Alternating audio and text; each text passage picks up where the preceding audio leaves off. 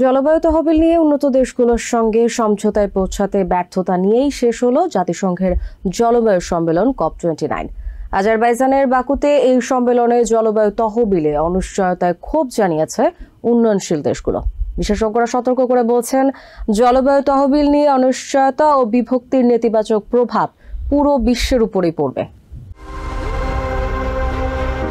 জাতিসংঘের জলবায়ু সংস্থার সম্মেলন COP29 এর পর্দা নেমেছে। গত 11 নভেম্বর আজারবাইজানের রাজধানী বাকুর অলিম্পিক স্টেডিয়ামে এই জলবায়ু সম্মেলন শুরু হয়। এবারে সম্মেলনের মূল আলোচ্য বিষয় ছিল জলবায়ু সংকট সমাধানে দরিদ্র দেশগুলোকে অর্থ সহায়তার পথ খুঁজে বের করা। যদিও 2 সপ্তাহ ব্যাপী এই সম্মেলন থেকে তেমন কোনো উল্লেখযোগ্য সিদ্ধান্ত গৃহীত হয়নি। বৃহস্পতিবার জলবায়ু সংকট নিরসনে অর্থের যোগান বিষয়ক নতুন একটি প্রস্তাব প্রকাশ করা হয়েছে।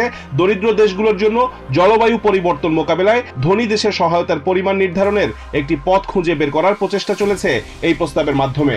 মূলত জলবায়ু অর্থায়ন নিয়ে বিভক্তি ও মতবিরোধের মধ্য দিয়েই শেষ হয়েছে COP29। উন্নয়নশীল দেশগুলো উন্নত দেশগুলোর কাছে জলবায়ু তহবিলের প্রতিশ্রুতি পূরণের জন্য চাপ বাড়ালেও সমঝোতা প্রতিষ্ঠা হয়নি। বৃহস্পতিবার জলবায়ু তহবিল নিয়ে প্রস্তাবিত নতুন খসড়া ক্ষোভের সৃষ্টি করেছে। নতুন খসড়া অনুযায়ী জলবায়ু পরিবর্তনের প্রভাব মোকাবেলায় উন্নয়নশীল দেশগুলোর জন্য 2035 সাল পর্যন্ত উন্নত দেশগুলোকে বাৎসরিক $250 বিলিয়ন অনুদান দেওয়ার প্রস্তাবনা রাখা হয়েছে। বর্তমান চুক্তি অনুযায়ী বাৎসরিক $100 বিলিয়ন অনুদান দেওয়া হচ্ছে।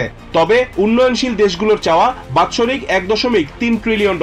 প্রতিশ্রুত তহবিল নিয়ে উত্তেজনা থাকলেও এখনো কোথা থেকে কত অর্থ আসবে এবং কতটা অর্থ প্রাপ্তি হবে এই ব্যাপারে কোনো সমঝোতা হয়নি। জলবায়ু বিশ্লেষকরা বলছেন, উন্নত দেশগুলো জীবাশ্ম জ্বালানি পুড়িয়ে বিশ্বজুড়ে যে জলবায়ু বিপর্যয়ের সৃষ্টি করেছে তার দায় গরিব দেশগুলোকে বহন করতে হচ্ছে। এই কারণে জলবায়ু তহবিলকে ঘিরে ক্ষোভ তৈরি হওয়া খুব স্বাভাবিক। এদিকে আমেরিকা ও ইউরোপের দেশগুলোতে ডানপন্থীরা ক্ষমতায় ফেরার কারণে জলবায়ু তহবিল নির্ধারণ চ্যালেঞ্জের মুখে পড়বে বলে ধারণা করা হচ্ছে। রিজওয়ান কাদের, TVN 24 নিউজ ডেস্ক।